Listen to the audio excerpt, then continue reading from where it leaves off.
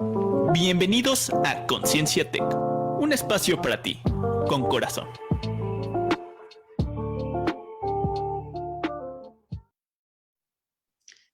Hola, ¿qué tal? Buenas tardes. Nos encontramos el día de hoy, ya por finalizar mayo, ¿verdad? En nuestro programa Conciencia Tech a través de la página de Tráfico 109 y la página de Conciencia Tech para abordar un tema muy interesante y que ya traíamos de rato y ganas de esto ya desde hace como 3 semanas, pero por cuestiones de agenda y de algunas actividades de el equipo que conforma esta parte muy importante del TEC, pues no habíamos podido eh, generar este programa, ¿no? Y la verdad es que estamos muy contentos aquí Raúl y yo porque Franquito tuvo reposición de laboratorios el día de hoy allá en Campus Monterrey y no se pudo conectar con nosotros. Estamos muy contentos de recibir a Carla Urriola. Ella es la líder de la Oficina de Género y Comunidad Segura en el Tecnológico de Monterrey a nivel nacional.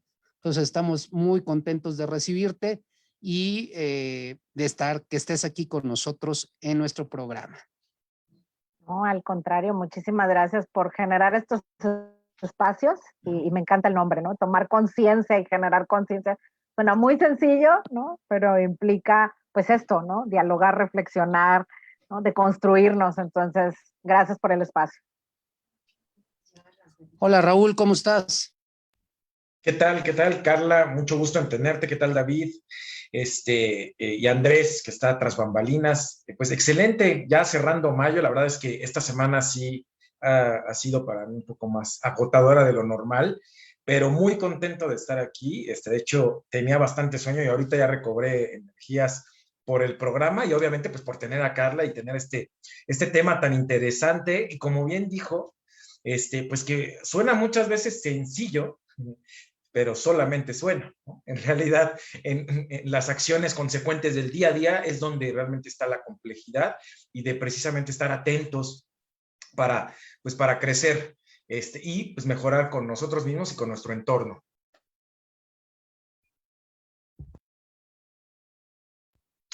Muy bien, Carla. Y bueno, pues ya entrando en tema, ¿verdad? Queremos primero que nada saber cuál es por el Centro de Dignidad, cuál es el objetivo de que se formó y empezó a integrarse como tal, y después también cuál es la responsabilidad que tú llevas en esta oficina de género y comunidad segura. Es muy interesante porque cuando uno dice reconocimiento de la dignidad humana, uno pensaría, otra vez vuelvo a que me encanta el nombre de su programa, ¿no? Uno pensaría que las cosas pues no tendríamos que decir que hay que reconocer la dignidad humana, ¿no? Sino que todos los seres humanos, pues deberíamos de tener un respeto, ¿no? Por el otro, por su forma de pensar, por su forma de expresarse y también una libertad para lo que yo quiero hacer y cómo lo quiero hacer. Por ahí del 2017, previo, tengo que decir, pero ya desde el 2017 se empezó a hablar con mayor claridad, justo a la hora de compararnos con otras universidades, de la necesidad de hablar de algunos temas, voy a decir, que en la agenda se decían, pero no había una estrategia para su abordaje, ¿no? Y recordarán que por ahí teníamos aquellos valores de sentido humano, ¿no? Y se manejaba como, es más, sorprendía en algunos entornos como que, ay, el TEC le está entrando a los temas de sentido humano. Pues claro, si estamos en una universidad, siempre estuvieron, ¿no? Pero había que poner, voy a decir, una línea base y decir, de aquí partimos, generamos la estrategia y demás. Entonces, desde el 2017 se empezó a plantear, oye, necesitamos abordar temas que en la agenda han estado pendientes y nos han venido a tocar la puerta, ¿no? Hablamos de la igualdad de género, hablamos de la diversidad, hablamos de la inclusión, y todo esto con la mirada que tiene el TEC para el 2030 del florecimiento humano, ¿no? Se decía, bueno, tenemos que trabajar esos temas, pero hay que tener un enorme paraguas, ¿no? Y ese enorme paraguas es la dignidad humana. Y cuando se pensó en un centro de dignidad humana, sí se le quiso anteponer la palabra reconocimiento desde esta mirada de asumamos que no lo hemos hecho de la mejor manera, vamos a decirlo así, y planteemos que en algún momento pues no tendríamos que existir porque entonces todos en el TEC reconocemos la dignidad desde esta mirada igualitaria, incluyente, ¿no? y diversa que permite el desarrollo y el florecimiento de los seres humanos, ¿no? Y por eso, como bien lo decíamos, se dice fácil, ¿no? Porque no es nada más una declaratoria de tener un centro, sino también el objetivo, es decir, pues la verdad es que en el centro estamos 5 personas, ¿no? Tendríamos que decir, si escuchamos eso David y Raúl, pues si dicen, ay, van a cambiar a la institución, ustedes 5, pues ni aunque fuéramos muy eruditas en ello, ¿no? Se tiene que cambiar una cultura y cuando hablamos de estos conceptos que de repente suenan, voy a decir, muy utópicos, de repente hay esta falta de estrategia. Entonces lo que tiene el centro es eso, justamente pues tiene una meta de desarrollar la estrategia que tengan que ver con que en el TEC se reconozca en todos sus espacios la dignidad humana desde esta mirada que te digo incluyente, diversa y igualitaria. A lo mejor en unos años todos ustedes estamos aquí y me dicen, oye, ya lo logramos. Entonces a lo mejor hay que meter otro tema. Ahorita se me ocurre, como ya está pasando en otras partes del mundo y en otras universidades, los temas de la raza y de la apropiación cultural, por ejemplo, ¿no? Aunque está ahí con el tema de inclusión y con el de tema de diversidad, no está tal cual señalado, ¿no? O sea, a lo mejor en algún momento va a tener que ser una necesidad que tengamos, ¿no? Pero en el 2017, en noviembre, se declara oficialmente constituido el centro. Y ya para pasar a su siguiente pregunta, les diría que lo primero que nos dijeron va a ser un ombudsperson, ¿no? O sea, es decir, va a auditar y va a checar todo lo que esté pasando. Y lo primero que dijo Felisa, quien es mi líder, ¿no? Felisa González, cuando recibió eso, dijo, oye, pero si no hay instancias, si no hay estrategias, y si no hay, ¿cómo voy a auditar algo que todavía, no? O sea, ¿cómo voy a vigilar algo que no está? Entonces, de ahí fue el como decir, hay que reconocer, hay que poner línea baja, hay que poner estrategia, hay que medir, ¿no? Hay que saber y hay que ir, aspirando, ¿no? Tener una visión de hacia dónde queremos llegar. Entonces, el centro, la idea es que camine hacia allá, pero al día de hoy, pues más bien lo que está haciendo es sustentando que haya las estrategias para poder abordar estos temas y que no sean solo buenas intenciones, ¿no? Excelente, no, muy bien, realmente muy interesante, como dices, porque puede de repente estar en las visiones de las organizaciones, de las universidades, pero pues si no tienes una estrategia, no tienes una entidad específica que se encargue de la ejecución, de dar seguimiento, de monitorear, de las KPIs incluso, ¿no? Y todo esto, pues realmente es como y solo se quedan buenas intenciones y se pierde credibilidad, ¿no? Y eso es algo que admiro muchísimo y lo hemos platicado, ¿no? Del TEC, que al final siempre busca de ver cómo invertir, ¿no? Para realmente consolidar esa visión y siempre va a haber algo, ¿no? Por mejorar, pero siempre se tiene este empuje, Carla. Oye, y bueno, ¿tú cuánto tiempo llevas ahí? O sea, estás desde el inicio y de ser así, platícanos algunos de los desafíos más importantes que has tenido, o más que más importantes, porque no es que uno sea menos que otro, pero a lo mejor algunos que tengas más presentes. Fíjate que, digo, a mi cargo está el tema de género y comunidad segura, que hoy en día el contexto social del tema, pues hay que decirlo, es un contexto social mundial, ¿no? Que ha venido cambiando. Hace 5 años hablar de Me Too, hablar de violencia de género, no estaba, voy a decir, aunque estuviéramos ya en la formación, no estaba en los discursos, ni en las instituciones universitarias, ni en las empresas, ni en los, bueno, sí ya estaba en algunas instancias de gobierno, pues con todo este tema de la Ley General de Víctimas y todo, pero más desde una dinámica doméstica, ¿no? Desde una dinámica que sucede en los hogares, no que sucede al exterior o que pudiese estarse dando en espacios como las universidades. Entonces, a mí sí me tocó estar, voy a decir, desde su constitución en el centro.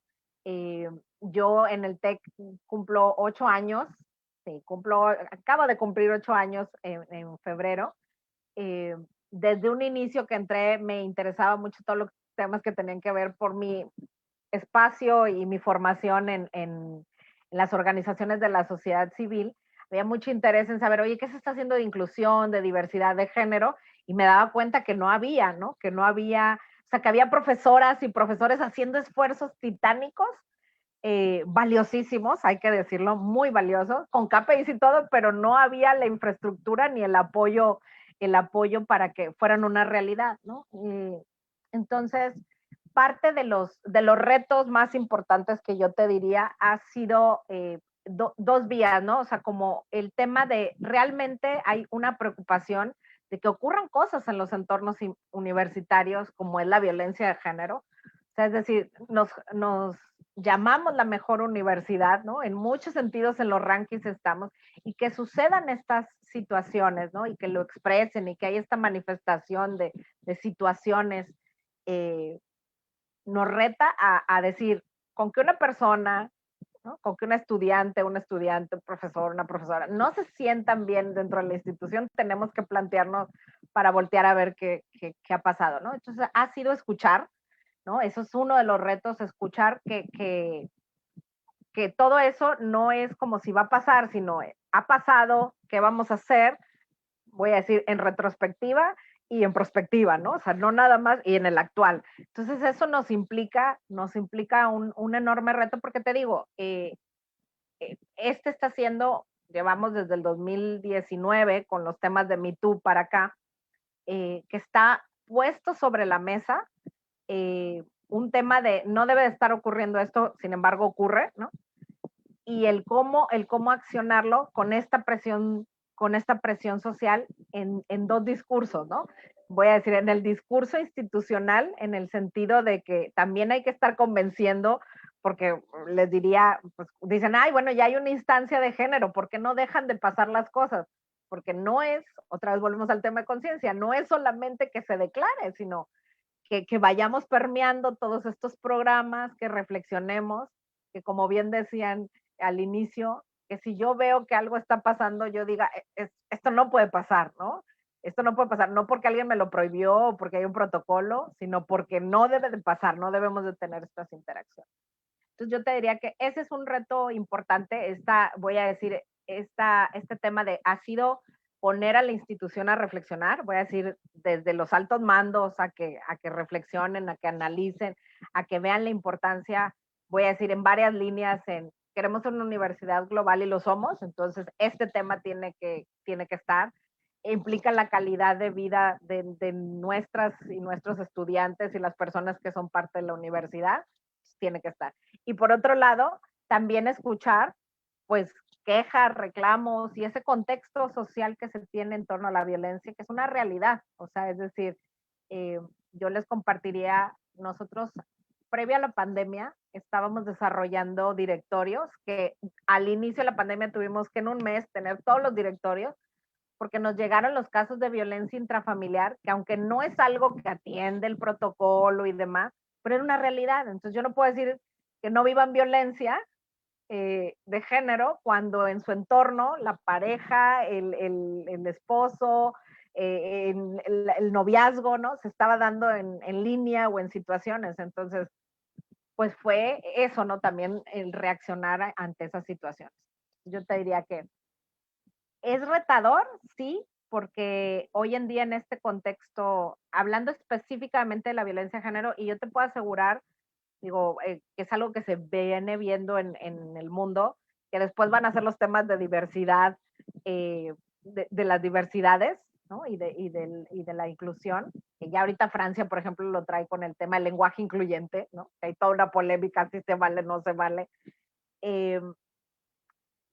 Este tema que está en ese contexto, el poder, voy a decir, que quien esté aquí se sienta seguro y también que se vaya permeando este cambio cultural, no por un tema de imposición o de policía, les digo yo, sino por un tema, como les decía ahorita, de congruencia, de conciencia y en el decir y el hacer, ¿no? Y precisamente algo que apunté por acá y que me parece sumamente relevante es hablar de un cambio de cultura organizacional. Y lo que acabas de decir es altamente válido. O sea, para poder hacer este cambio de cultura organizacional hay que hacerlo no como una imposición y en base a una congruencia. Entonces, esta parte de hacer la reflexión en los líderes de la organización para luego irlo bajando y cascadeando hacia las demás áreas, Creo que es algo fundamental en las organizaciones para que se vea que realmente hay una congruencia en lo que se está diciendo y en lo que se está haciendo como tal. Entonces creo que, y destaco algo, que esto es algo súper importante. Y me imagino también que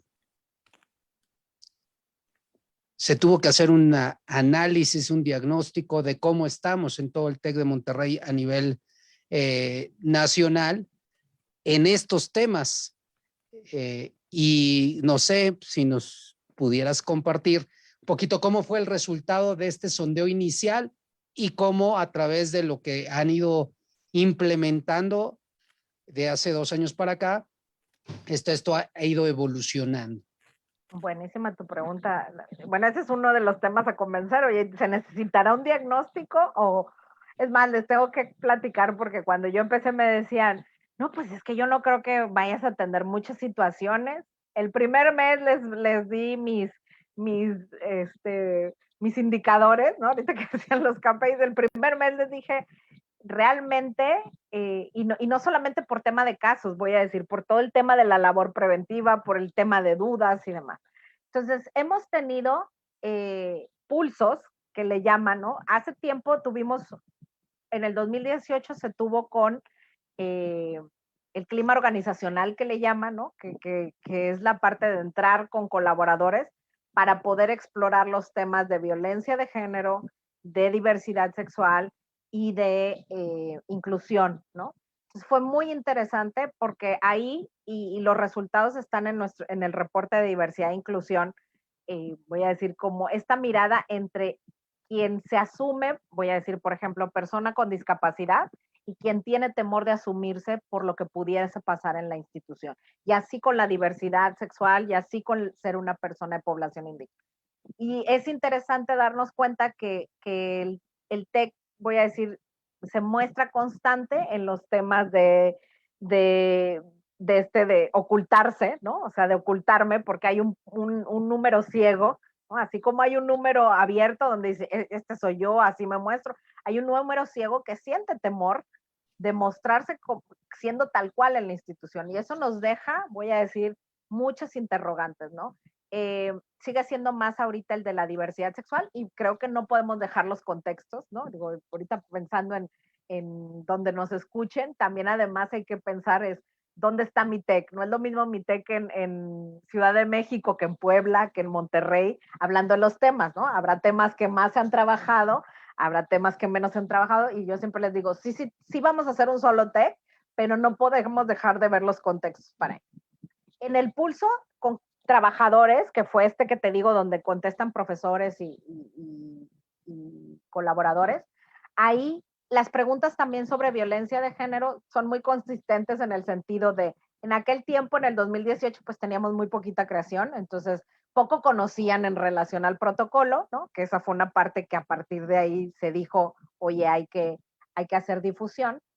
Y ahora en diciembre tuvimos un pulso que ya no es, voy a decir, como un diagnóstico así macro, porque algo de lo que venía pasando con los estudiantes, sobre todo, es que les ponían encuestas de todo, ahorita con los temas de COVID.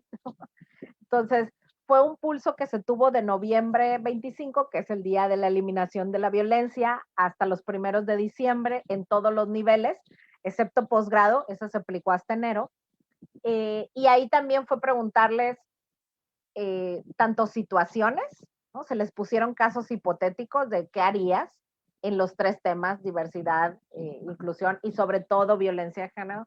Y bueno, ahí lo que nos dimos cuenta en ese pulso, a diferencia del 2018 al de ahora del 2020, es que los colaboradores y los profesores nos conocen más como entidad, ¿no? Y que conocen más los mecanismos. Todavía con los estudiantes y con los papás, que tengo que decir y ahí hacer un señalamiento, este pulso no se aplicó con todos los papás del sistema, sino se agarraron unos grupos piloto por el tema de que no es tan fácil los medios, ¿no?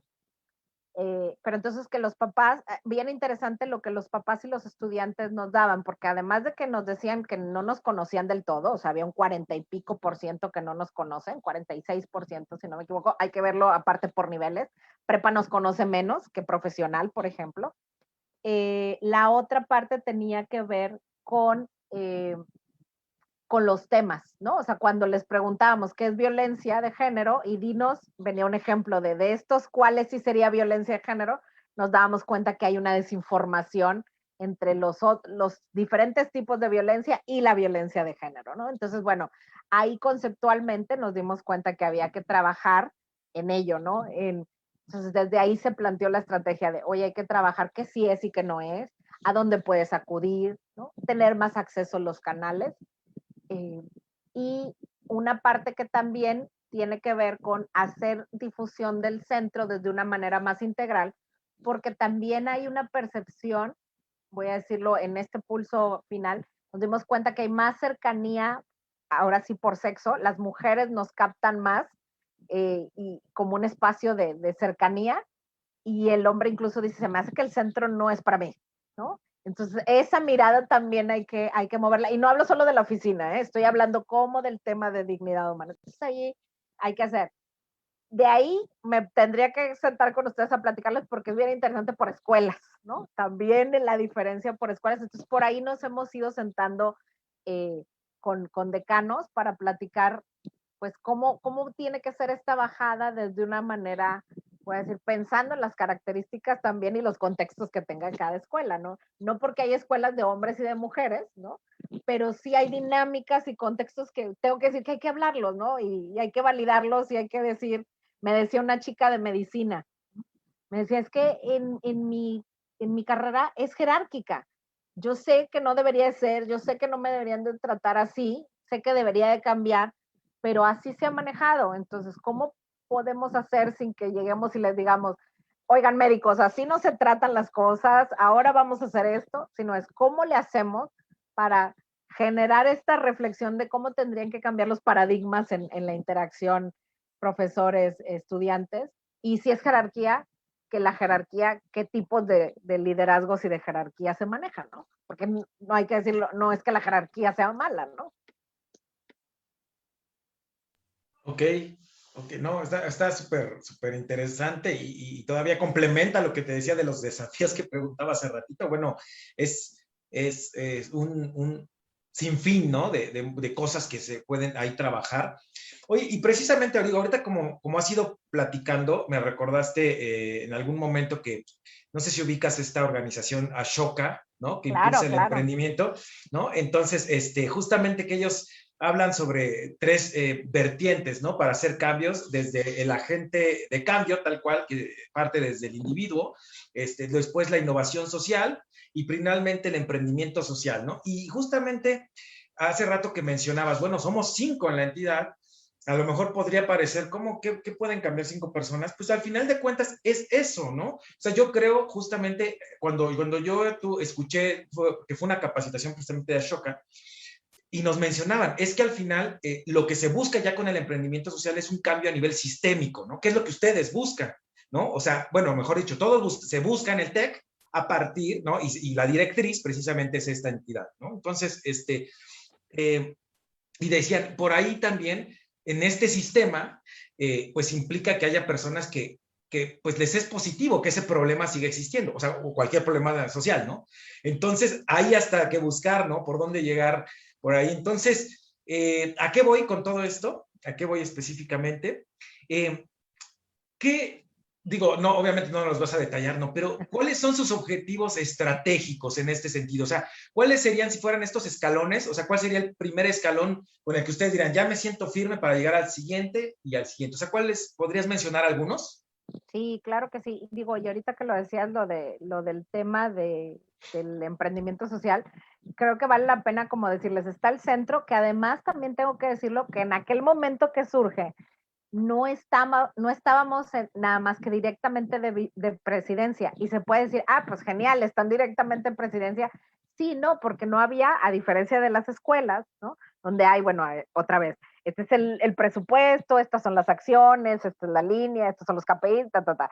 Acá era como algo que se va a crear. Entonces, pues cuando decías, oye, se necesita un presupuesto, no me dijeron, digo, ustedes les sabrán mejor que yo a eso, ¿no? De que pues tienes que hacer toda esta planeación previa, no nada más, voy a decir, de dinero, sino de personas, etcétera, ¿no? De manos a trabajar. Entonces, algo muy positivo es que en mayo del 2020 el centro está directamente en la vicepresidencia de Inclusión, Impacto y Sostenibilidad, ¿no?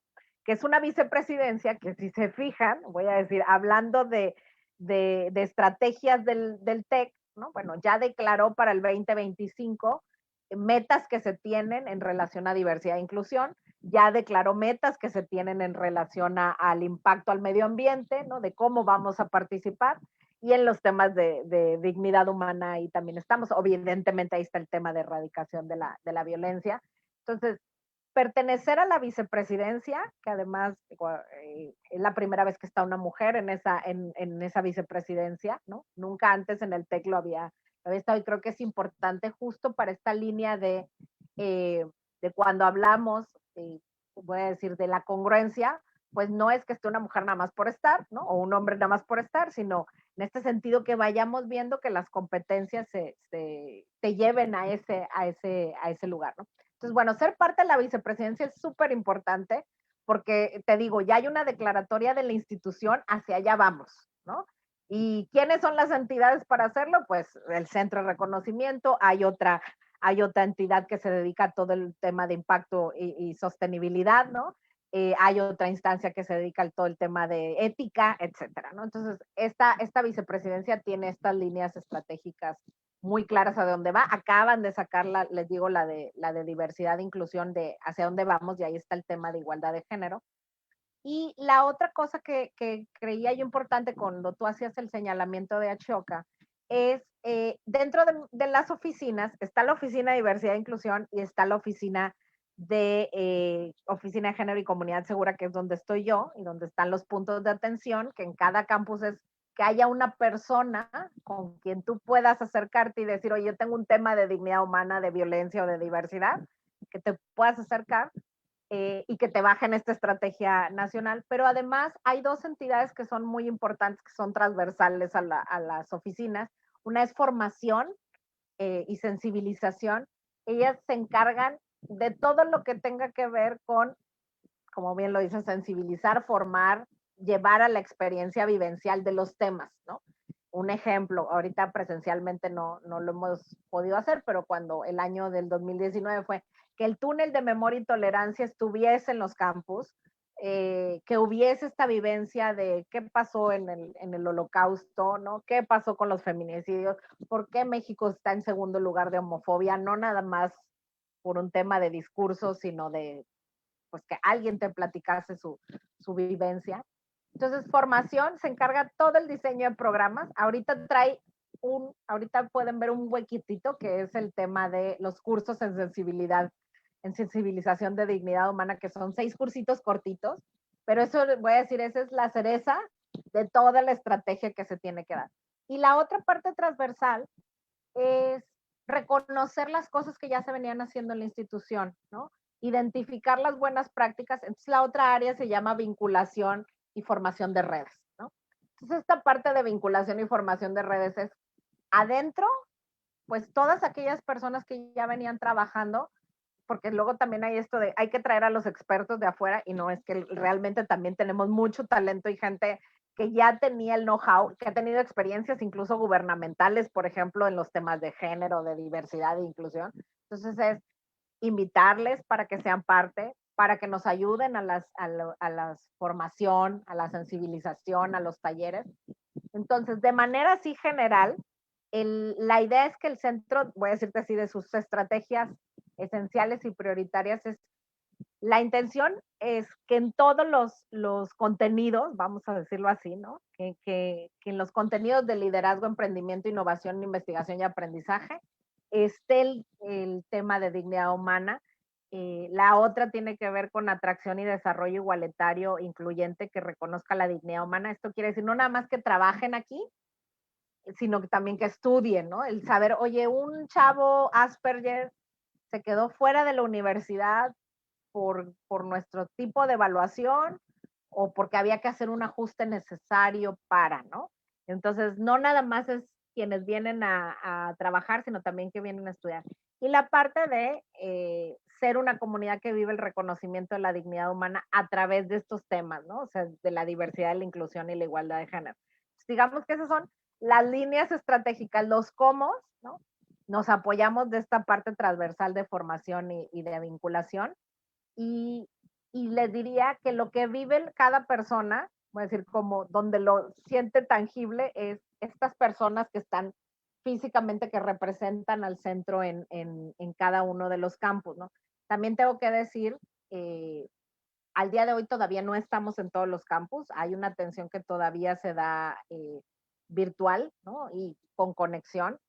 Ya estamos en 17 campus, ¿no? De los 26, pero es importante decir que en estas primeras fases que ha tenido el proyecto, pues empezamos con 5 el primer año, luego el siguiente año nos fuimos con 11 y ahora durante la pandemia hubo nuevas contrataciones y eso también nos habla de lo que les decía ahorita, no solamente es una buena voluntad, sino es un tema de, a ver, esto es lo que queremos, esto es lo que necesitamos y esto es como vamos a acceder a ello. Oigan, ustedes cállenme porque a mí me encanta lo que hago. Entonces... No, está perfecto, está perfecto. No, es muy interesante conocerlo porque es un tema que está surgiendo en el TEC, como siempre, buscando ser pues un agente de cambio para toda la sociedad como tal, a nivel país. Y hablaste de 3 temas súper importantes y que creo que a lo mejor también para las personas que nos escuchan o nos están viendo o nos verán, es importante. Hablaste de diversidad, inclusión y violencia de género como 3 ejes fundamentales de esta vicepresidencia y de este Centro de Dignidad Humana. Y yo lo quisiera bajar un poquito, aterrizar un poquito para que todas estas personas que sienten que no son incluidas, que no tienen, o que no se está trabajando con esta diversidad o la violencia de género, nos pudieras decir así, ¿cómo podemos detectar que estamos cayendo en alguna situación o acción en estos 3 ejes para que lo vayamos haciendo conscientes, ¿no? Para que lo podamos hacer consciente como persona. Entonces, realmente me gustaría decir, oye, ¿sabes qué?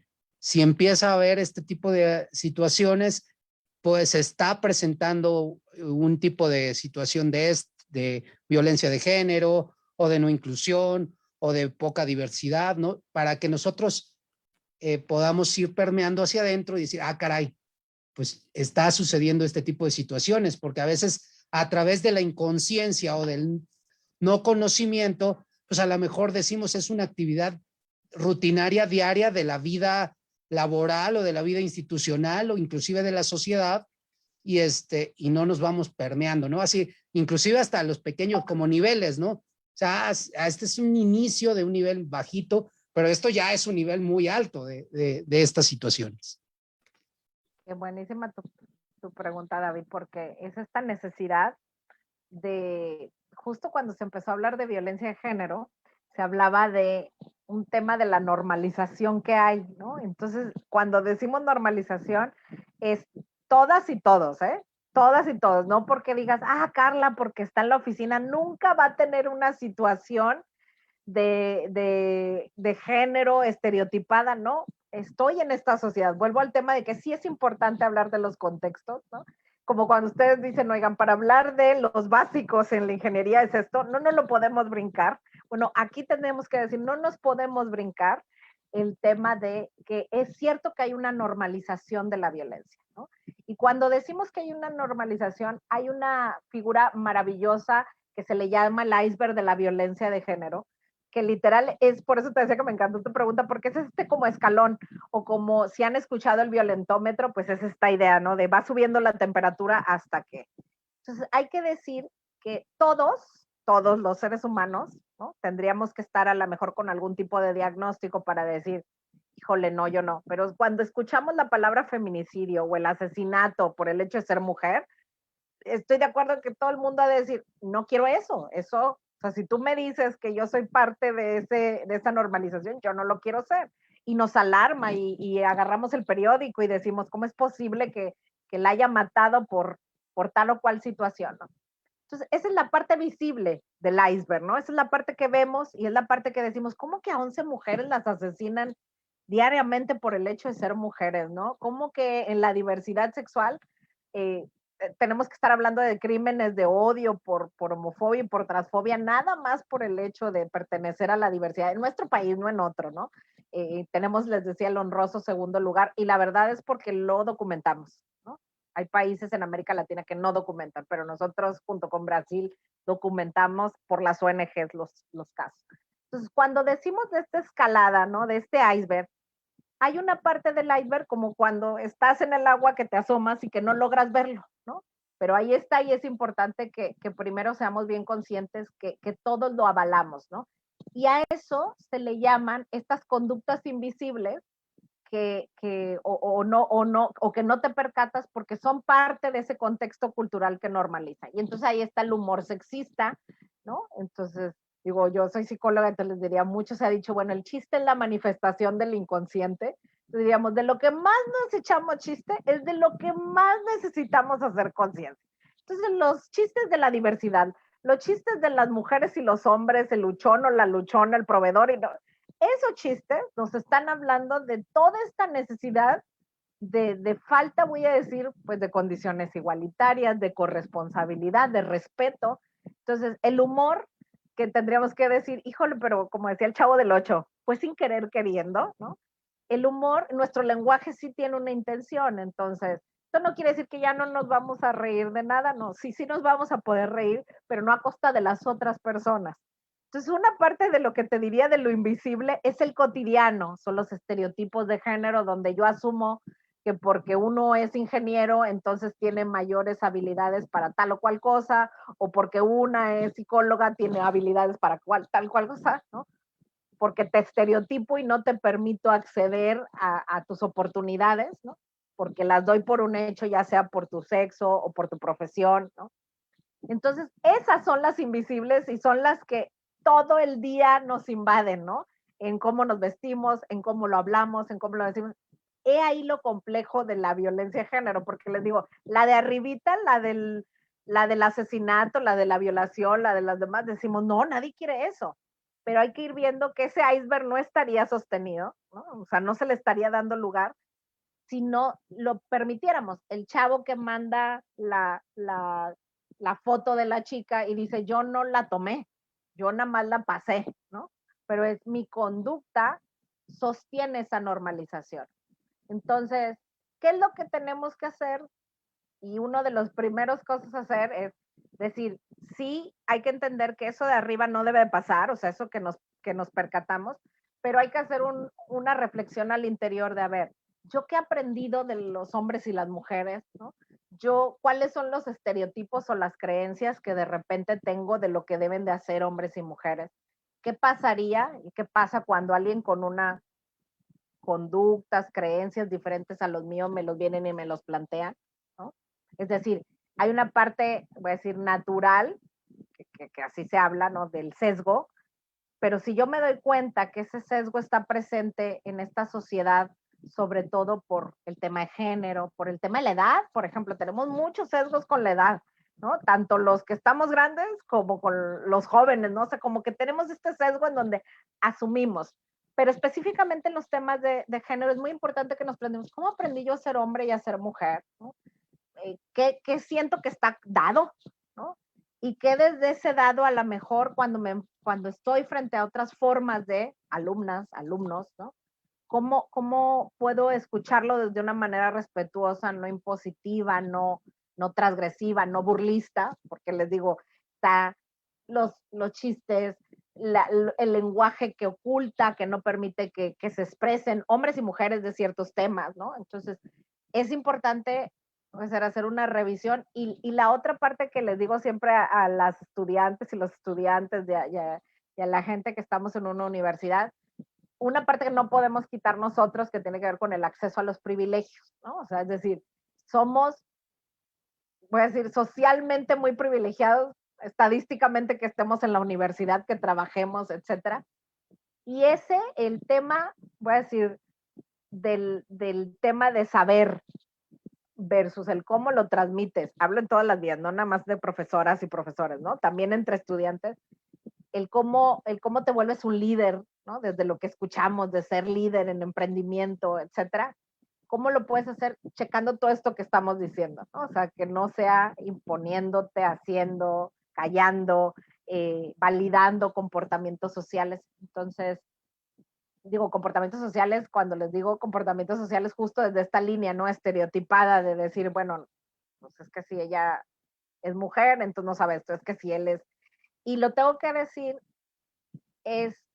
nos pasa en los entornos académicos y nos pasa en nuestra vida cotidiana. Entonces, he ahí lo complejo de la situación, porque luego también, les decía yo, ni queremos ser policías, ni queremos, o sea, los policías de género y de la dignidad humana, no. Esto no nos sirve de nada, ni queremos discursos políticamente correctos, ¿no? Entonces, es decir, yo aquí me porto bien, como cuando dices que vas a Estados Unidos, ¿no? Me pongo el cinturón, sigo todas las medidas de tráfico y de tránsito, pero luego cuando ya llego a mi país, ya no es algo congruente. Entonces, eso que les digo de lo políticamente correcto es también que no pase nada más que me dé cuenta en unos espacios, sino que lo lleve a todos mis entornos y nos vamos a dar cuenta que algo que sí ha venido pasando es que conforme nos cuestionamos, nos deconstruimos, escuchamos cosas distintas de los otros, ¿no? Y nos escuchan también distinto, porque también esa es una parte de, sí se vale, o sea, cuando me dice un profe, es que yo nunca he hablado de estos temas, o sea, ahora me vas a decir algo que yo nunca he visto, le digo, yo, profe, nunca he visto física cuántica y le echo muchas ganas, pero le prometo que no, pero no me voy a cegar a que usted me pueda decir algo y yo le pueda escuchar, a ver, vamos a ello, ¿no? Y del otro lado es igual, ¿no? Como, ¿cómo podemos ir abriendo la reflexión sin que sea, ni, les decía yo ahorita, ni una imposición y por otro lado tampoco un tema de que te dé miedo, porque entonces me va a dar miedo decir lo que pienso. No, la idea desde esta mirada de la dignidad humana es que podamos decir lo que pensamos, pero que analicemos si desde nuestros privilegios, si desde mi construcción de ser hombre o de ser mujer, si desde lo que yo pienso en estas creencias, no estoy dejando a alguien, ofendiendo a alguien, ¿no? Señalando a alguien. Y es un pasito más de revisión, ¿no? Es un pasito más de revisión que es necesario hacerlo porque justamente pues estamos en una sociedad donde convivimos con otros que son diferentes, ¿no? Muy bien, Carla. Y hace ratito que decías que te calláramos porque te apasiona. No te voy a callar, no, sino porque justamente lo que te iba a decir es que sí se te nota, ¿no? Definitivamente se te nota que eres apasionada y qué mejor, ¿no? Que estés envuelta en este tema porque te digo, o sea, yo tan solo de escucharte digo, es algo inmenso, ¿no? Es un desafío tremendo. Si tú no tienes esa pasión y esa convicción por ello, o sea, no va a ser sostenible, ¿no? Una persona que esté colocada ahí, que esté continuamente a lo mejor incluso con resistencias, ¿no? Porque como tú, ¿sabes qué me encantó? ¿Cómo lo expresaste? O sea, al final de cuentas, también hay que estar conscientes que es un cambio gradual, o sea, que no va a ser algo drástico y que incluso a lo mejor pasarán generaciones, ¿no? Entonces, hay que, no sé, es como decir, oye, yo quiero que mi hijo termine la primaria y quiero que en primero tenga lo de sexto. Pues no, o sea, hay que comprender hasta qué nivel, ¿no? Se puede llegar dependiendo incluso cuántos años tiene la persona y no porque no pueda cambiar, pero lo hemos hablado. Si tú llevas 30, 40, 50 años viviendo de una forma, pues el cambiar de creencias, pues no necesariamente va a ser algo tan rápido, ¿no? Entonces, también me encanta cómo se tiene esa comprensión y cómo la transmites, Carla. Y precisamente la pregunta te la hago directamente, o sea, ya de ti, no del centro de dignidad, ¿no? ¿Qué te mueve a ti, Carla? O sea, digo, ya lo podemos resumir en muchas cuestiones, pero me gustaría escucharlo de tu voz, ¿no? ¿Qué es lo que te mueve a levantarte cada día precisamente en este sentido? Sí. ¿Sí tú nos escuchas? Me quedé congelada tantito. A ver. ¿Sí nos escuchas? Se congeló. Se congeló. Uh-huh. En lo que retoma la información, pues creo que esta situación, Raúl, como lo hemos conversado, sí requiere un compromiso, como se lo decías a Carla, con cuestionar tus creencias, con cuestionar tu forma de hablar y de actuar, ¿no? Y entonces a partir de ellas, empezar con esta pregunta que le puedes hacer nuevamente a Carla para que te escuche. Más o menos sí escuché, más o menos sí escuché. ¿Qué me movía a mí? Ajá, exactamente, Fui... exactamente. ¿Cuál es ese, digamos, ese fuego interno que sacas cada día, precisamente? Perdón que fue aquí error de conexión. Yo les diría, primero que nada, yo recién me gradué y me fui a trabajar a las organizaciones de la sociedad civil cuando todavía, voy a decirlo así, no eran parte de tener un club y un registro y demás, sino era este tema desde la, pues eso, desde las entrañas, veías a las activistas en una línea en la que tengo que decir, ahorita que han mencionado a Choca, creo que es muy valioso porque a Choca a muchos nos formó justo en este tema de, oye, se tiene que tener estrategia, directrices, ¿no? O sea, porque anteriormente los activistas se morían en ello, o sea, daban su vida por la justicia social, porque hay que recordar que las organizaciones de la sociedad civil surgen como una respuesta a lo que el gobierno no está haciendo. Ya en el gobierno de Vicente Fox se empadronaron las organizaciones de la sociedad civil, entonces ahí cambió la mirada. No, yo no puedo decirles es bueno o malo, pero cambió la mirada, ¿no? O sea, diría yo, el por qué crecieron, ¿no? Entonces, desde varias organizaciones civiles me tocó ver, les decía, como este status quo de se pueden cambiar las cosas y se pueden cambiar las cosas desde una mirada, pues así, desde la inclusión, ¿no? Yo recuerdo, les tengo que contar que en mi primer trabajo, al carro lo hueveaban, yo era psicóloga de un centro donde se trabajaba la diversidad, la ética y género, ¿no? Y todos los días hueveaban el carro, ¿no? Y pensaban que adentro pasaban muchísimas cosas hasta que un día dije, oigan, ¿saben qué? Vamos a invitar a la comunidad a que conozcan el espacio porque en su cabeza pasan muchas cosas, muchas fantasías que hay que decirles realmente esto es lo que pasa, ¿no? Entonces yo les diría que el trabajo en las ONGs me sensibilizó mucho, me convertí en una justiciera, pero desde esta mirada, les decía hace rato, no desde la que dicta la justicia, sino el de, oye, vamos a encontrar los cómo, vamos a hacerlo posible, también vamos a decir a qué necesitamos, porque yo sí creo, y eso lo vemos cada vez que hay un cambio de gobierno del cual sea, yo sí creo que si no hay estrategia, indicadores, KPIs, miradas, ¿no? Voluntades también y congruencia en lo que estás haciendo, una de las cosas puede caer. Es decir, puedes tener la estrategia preciosa, pero si no hay la congruencia de quien lo está llevando, pues por ahí hay cortocircuito. O la otra parte puede ser súper bien intencionada, que les decía el tema de los activistas, que yo recuerdo la primera vez de un activista muy querido, Arturo Díaz Betancur, él toda su vida luchó por el tema del VIH, toda su vida le cedía su casa a las personas que vivían con VIH y él al final muere solo, ¿no? O sea, muere solo y dices, ¿tú cómo es posible que alguien que le entregó su vida a una causa social al final del día, pues no había estos medios que tenemos ahorita, ¿no? O sea, no había como para pedir ayuda, pero además, pues esta posibilidad de que se pudiera, ¿no? Entonces, yo te diría que me mueve eso, me mueve mucho el tema de, hace algunos años hice con mi hija una cápsula del tiempo, ¿no? En donde dijimos en 50 años cómo esperamos ver a Nuevo León, porque fue Nuevo León, ¿no? Y muy interesante porque en teoría es, si no pasan las cosas, ella la va a abrir, ¿no? Si no, en 50 años no se cumplen algunas de las cosas. Y entre ellas estaba, pues, este tema de la igualdad de género, el tema de los crímenes por homofobia. De hecho, era una de las cosas, el matrimonio igualitario, por ejemplo, son cosas que ya hoy en día están en Nuevo León, en el país, que eran irreales hace años, ¿no? Entonces, el ver que sí se van logrando, ¿no? Y que es una suma de esto que les digo, de estrategia, del hacer, del involucrarte, ¿no?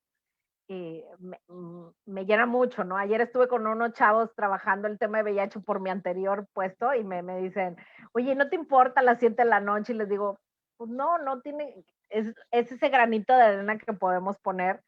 Entonces, al llegar a la universidad, vi un enorme potencial en la universidad en un tema, voy a decir, no nada más de la estrategia y de cambiar las cosas, sino también yo creo que la academia tiene tanto que dar, ¿no? O sea, cuando me siento con gente de TI platicándome de plataformas para esto que yo lo traigo en mi cabeza, ¿no?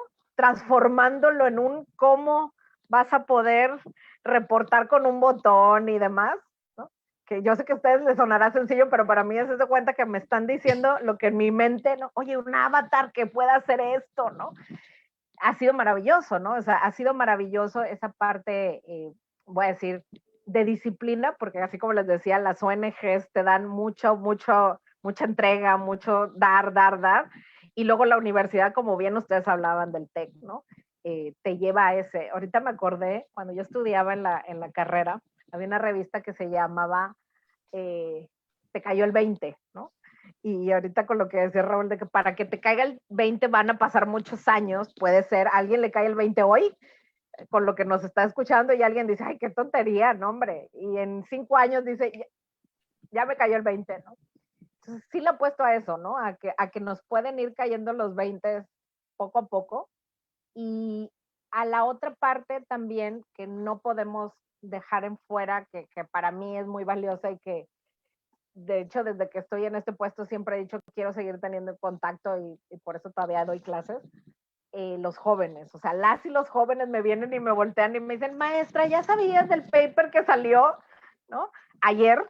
Entonces, pues no lo tenía y me dan esa frescura y esa, ¿no? Ese como sí, y esa crítica también. O sea, también he tenido estudiantes que están en contra de lo que yo estoy haciendo y también ha sido como, a ver, bueno, no estamos de acuerdo, siempre les digo, no estamos de acuerdo a lo mejor en los cómo, pero sí estamos de acuerdo en que queremos una universidad segura. Ah, sí, eso sí queremos. Ah, bueno, entonces yo te quiero escuchar y tú dime cómo podemos trabajar. Y del otro lado también, dame chance de platicarte y veamos qué te parece lo que yo te tengo que decir, ¿no? Por ahí viene ese push. Excelente. Oye, Carl, como siempre, esto da para mucho que hablar, pero el tiempo nos va absorbiendo y consumiendo, ¿no? Y tenemos pues exactamente una hora, nos quedan más o menos 8 minutitos para seguir platicando. Y yo quisiera que nos pudieras dar pues, claridad acerca de si alguien de la comunidad tech, en este caso, sintiera que está en una de estas situaciones de violencia de género, de no inclusión o de que está siendo discriminado, eh, ¿cuál es ese protocolo que deben de seguir y cuál es el seguimiento que le da pues las áreas correspondientes que están a tu cargo y al cargo de los demás colegas de la institución? Y cuál es y al final de cuentas, ¿a qué se llega en el punto final de una situación de este tipo? Sí, mira, hemos declarado que hay cero tolerancia a conductas inapropiadas y que tengan que ver con violencia de género. Pero bueno, también estamos diciendo que hay un proceso de este cambio cultural, ¿no? Entonces, desde esa congruencia, el protocolo hay que decirlo que es un plan de acción, ¿no?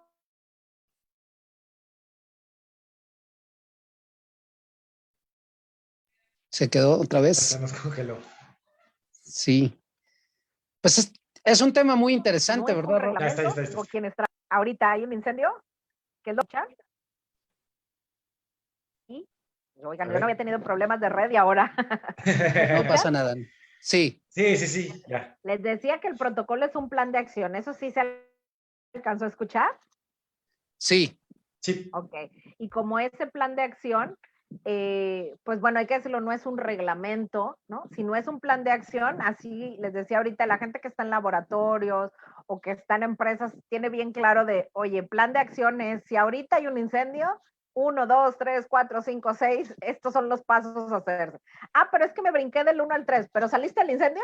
Ok, entonces, en ese sentido, como plan de acción, tiene 7 pasos, pero sí hay que decir que esos 7 pasos, la idea es que se respeten todos, ¿no? Porque pues se han diseñado porque es la mejor manera de abordar los temas. Es un protocolo que se hizo, ¿no?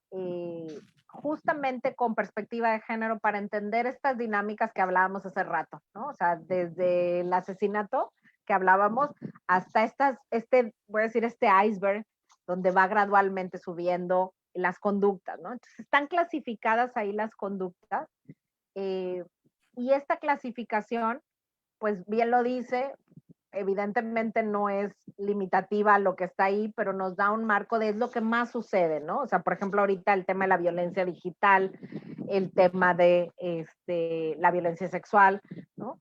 El tema de la violencia psicológica de repente en las parejas.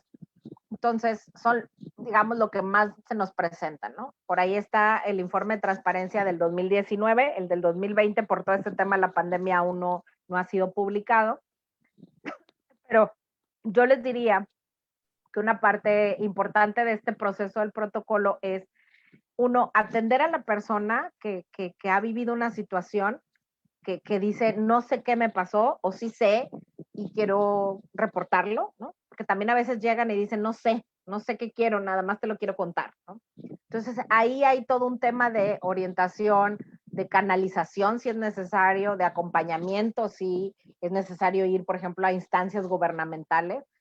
Y luego, si sí decide hacer un reporte con nosotros, porque la persona no está obligada, se sigue un proceso en donde se le cita a la persona que está siendo señalada, y se le pide su versión de los hechos, ¿no? Entonces, en este proceso, la intención es tener, pues, la primera versión, luego la versión de la persona, luego viene una fase de investigación, y luego viene una audiencia, que es el paso previo antes del comité. La audiencia es por separado para verificar alguna información, para escuchar alguna relatoría que nos tengan que dar, y se presenta ante un comité. Ese comité decide si el caso es si es violencia o no es violencia ajena. ¿Qué es lo que puede haber como consecuencia? Si sí se declara violencia de género, las sanciones son muy parecidas al reglamento de estudiantes o de colaboradores. O sea, puede ir desde, voy a decir, una sanción administrativa, una pérdida de derechos, o una desvinculación o una expulsión, ¿no? ¿Qué es lo interesante? Que el comité colegiado, pues es el que dice si encuentra o no encuentra, voy a decir, alguna responsabilidad. Entonces, este proceso también, la intención es que sea formativo y que sea acompañado durante todo el proceso a las personas que son, o sea, que están ahí, y que sea confidencial, ¿no? Si a mí me reportaron, pues yo no quiero que todo el mundo lo sepa. También hay un tema de la confidencialidad. Y bueno, aquí lo que les diría a los dos es que sabrán que no puede ser algo en donde una de las partes no va a quedar satisfecha, ¿no? Porque al final del día, si yo reporté y al final del día no hay algo en donde digan sí, pues alguien va a quedar insatisfecho en ese sentido. Y del otro lado también, si alguien lo señalaron y al final le dijeron sí, pues va a decir, yo sentía que yo no era responsable. Entonces, una parte muy importante acá es, esperamos, y para ello estamos trabajando, para que no solamente atendamos casos de protocolo, hay toda una labor preventiva que hacen los puntos de atención, pero sí es importante, porque a veces se dice, es que se haga una encuesta de salida, y les digo, es que este no es un servicio al cliente, ¿no? Es un proceso, pues, formativo, en donde la sola conducta, reportarla, ya es desagradable. O sea, pensar que en tu universidad algo así pase, ya es desagradable, ¿no? Entonces, levantar la mano y decir, a mí me pasó con mi profe, con mi estudiante, ¿no? Con mi compañera, compañero, pues ya es una situación difícil. Entonces, sí es muy importante. Yo siempre les digo, podemos hacer muchas críticas a los procesos, pero no nos olvidemos que hay personas que necesitan esa ayuda y ese espacio. Entonces, siempre les digo, sentémonos y platíquenme las críticas y demás, pero no desalentemos a que las personas sí reciban ayuda, porque cuando te pasó algo, a veces te sientes muy sola y no sabes a quién acudir, muy solo, no sabes a quién acudir, en quién apoyarte y de repente tomas decisiones de riesgo, ¿no? Y un correo que tenemos es escuchándote@itesen.mx. Ese correo me toca revisarlo a mí, ¿no? Les digo mañana, tarde y noche antes de irme, entonces siempre para casos, ese es el correo que se tiene.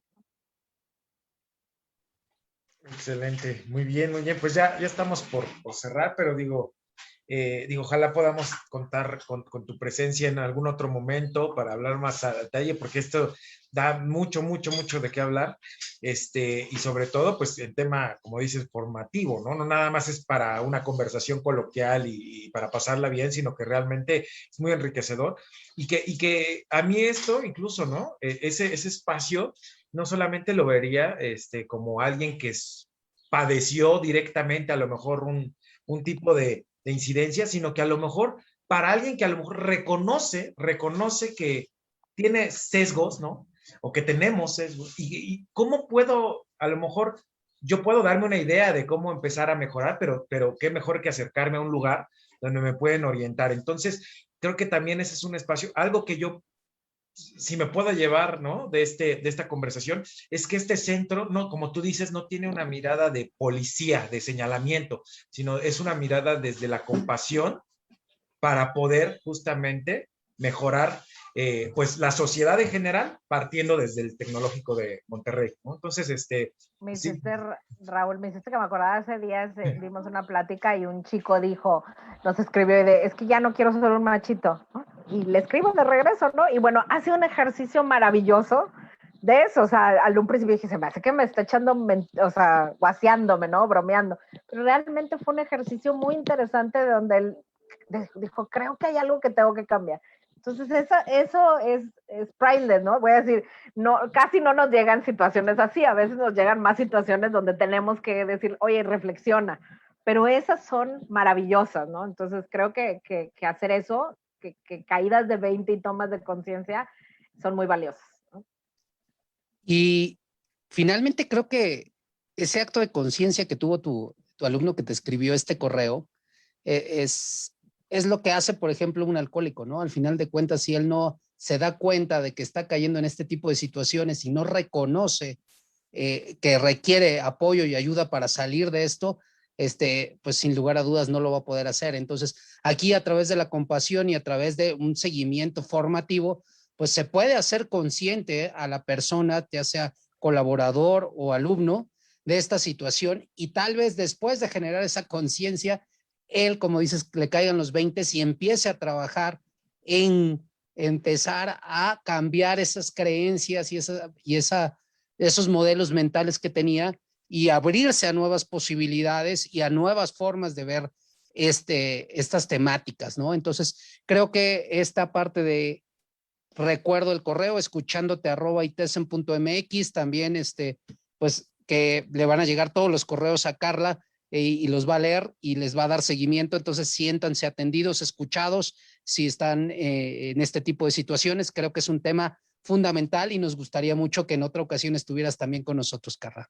No, claro que sí, al contrario, muchísimas gracias por el espacio y sigan teniendo justamente estos espacios de reflexión porque me parecen muy ricos, ¿no? Muy ricos en relación a, voy a decir, a uno elige estar ahí, ¿no? Elige escucharlos y demás, y además con esta reflexión, pues voy a decir, hacer introspección y eso es muy, eso yo siempre digo, es muy valioso en esta vida, ¿no? Pues muchas gracias por tu presencia y por tu tiempo. Creo que estos temas son valiosos para nuestra comunidad y bueno, pues nos despedimos. Pónganos comentarios ahí en la página de Tráfico 109 y a través de Conciencia Tech.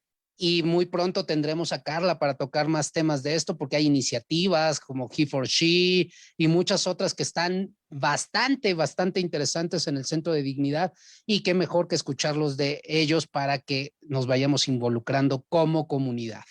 Muchas gracias y nos vemos y escuchamos la próxima semana. Nos vemos, Raulito. Nos vemos, Carla. Hasta luego, gracias. muchas gracias.